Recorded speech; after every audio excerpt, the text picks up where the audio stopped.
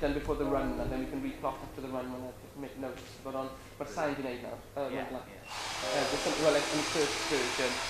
Mae hwnna'n iawn I fi. That's fine for me. I need to speak English to you, sorry. That's fine for me. Can I just try the last section then?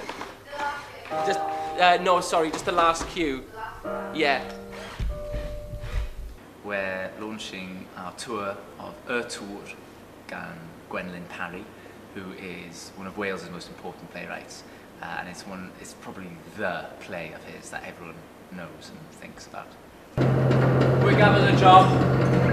We gafodd y bloody job dwi'n gofyn I ti. We cafodd I? Siwr ddiw, mae fi cafodd I. Siwr ddiw, mae fi cafodd I. Oedd fyw iddo fo. Oedd fyw i'r diaw I roi ti neb arall. Fel y brych Prys na. Fel y brych Prys na. Oedd o ddim mynd I gael y gor ar y boi yma ar chwarae bach. That's fine. Well, Kath, myself and Aled actually originally worked together on Saerdoliaeth, which was one of his earlier plays. In 1968 he wrote it. And so we wanted to reunite the team to put together a sort of another, even better, more ambitious show of Gwenlyn's. Well, we've obviously decided to perform it in its original Welsh, but we have made sure that we've got the surtitles, because as with Saerdoliaeth, we only performed that in the Finn Brother in London, so in a way we had to provide some kind of surtitles for an audience because we wanted to open it out to audiences further than just Welsh speaking. I don't know whether I wouldn't want to be the one anyway who would go translate it, even though Steph has actually attempted it for the surtitles only.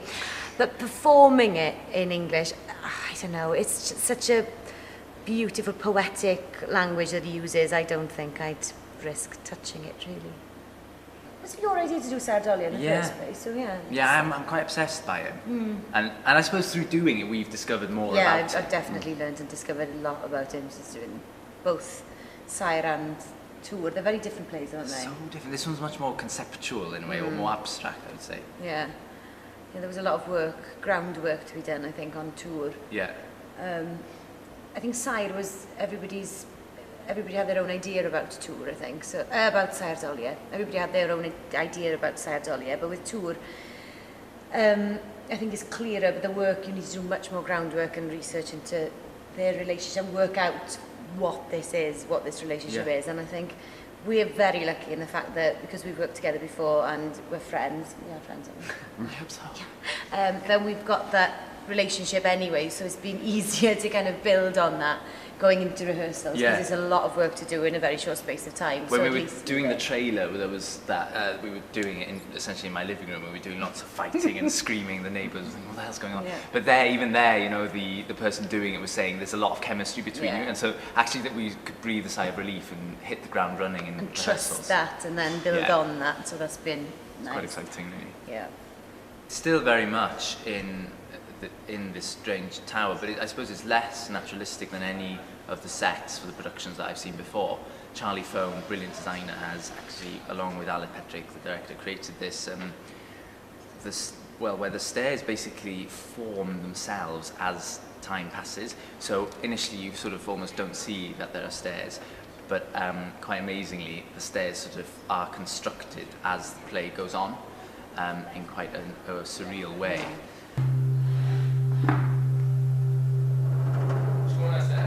Yeah, nice. Yeah.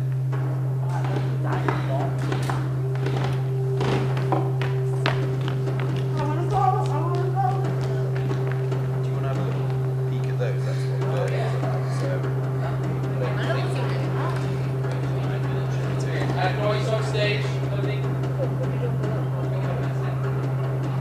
And really, I mean, you can afford to.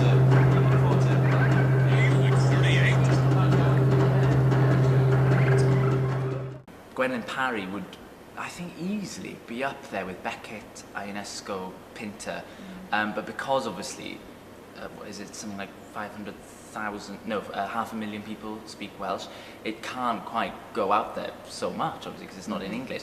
Now, I'm no way saying that we'd want the plays in English. That would completely defeat the beauty of Gwenlyn's writing, how poetic it is, and how brilliant his imagination works. All those lovely colloquialisms that he uses in this.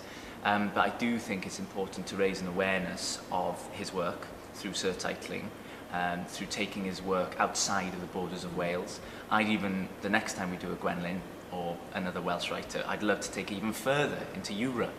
We're working with a theatre at the moment in The Hague, and we'd love to take some work out there.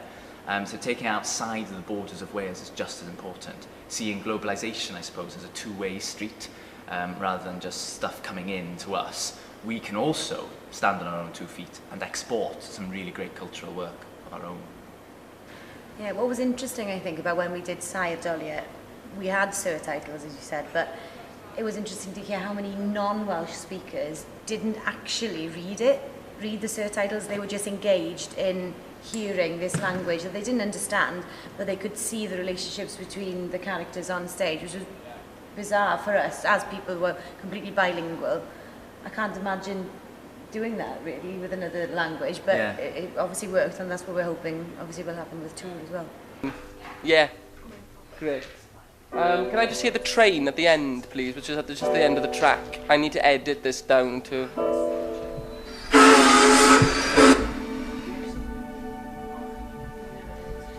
Yeah, that's fine. Lovely.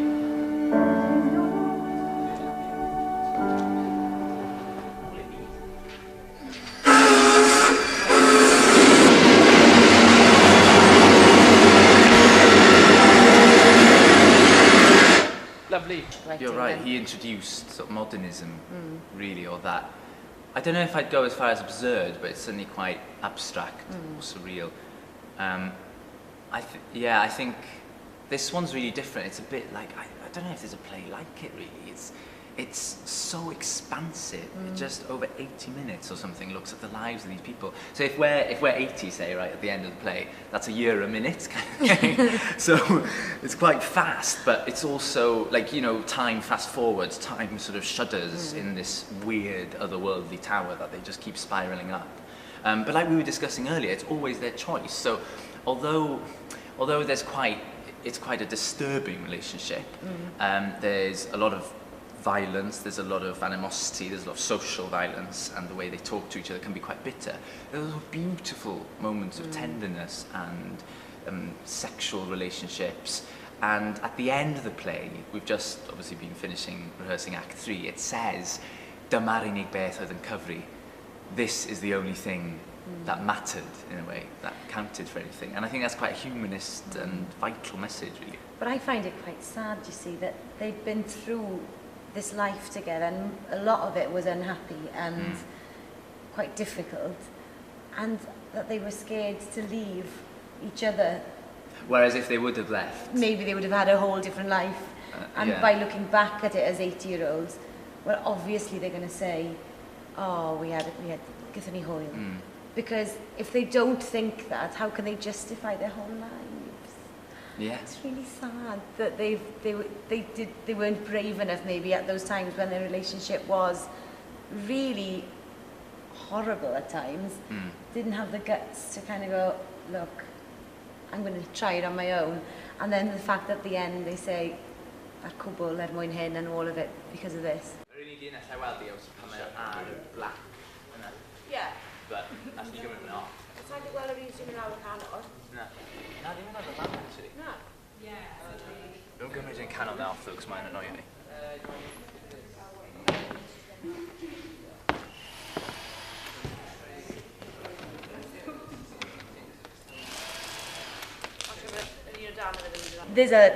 It's a huge journey in a very short space of time, and being 2 actors on stage, having just the 2 of us go on that journey, and we don't leave the stage for more than it takes us to change quickly. It's just finding the path, their path in life, from being very young to being at death's door, and it's like, and how do you portray the difference in ages has been a huge discussion for us, isn't it? Yeah, throughout. Like, how far do we go physically, the way we look, and do we just trust the text to be able to take us there? And that's been the biggest issue for me. What was that then? I think actually we must have talked to you at that level without the train.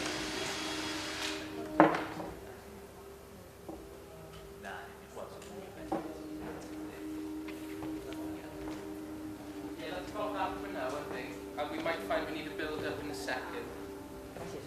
probably start focusing, Pete. Well, we were reuniting the same team as Saer Dolia, which is one of his earlier plays written in 1968. And we did that at the Invertigo Theatre in London, and it was only in London. It was the same team, myself and Kath, and Aled Petrick directing, Tom Recknell doing the music. So that was quite easy in many ways. You know, we were hitting the ground running with a chemistry or with like a vocabulary of working that we already all knew. And then we've rehearsed for 4 weeks, and then we're doing a 2-week tour, and I'm really, really glad that we're actually taking it to Wales, as well as outside of the borders of Wales. We're definitely taking it to London. But it's nice, because this play hasn't been seen for over 15 years, and it's about time.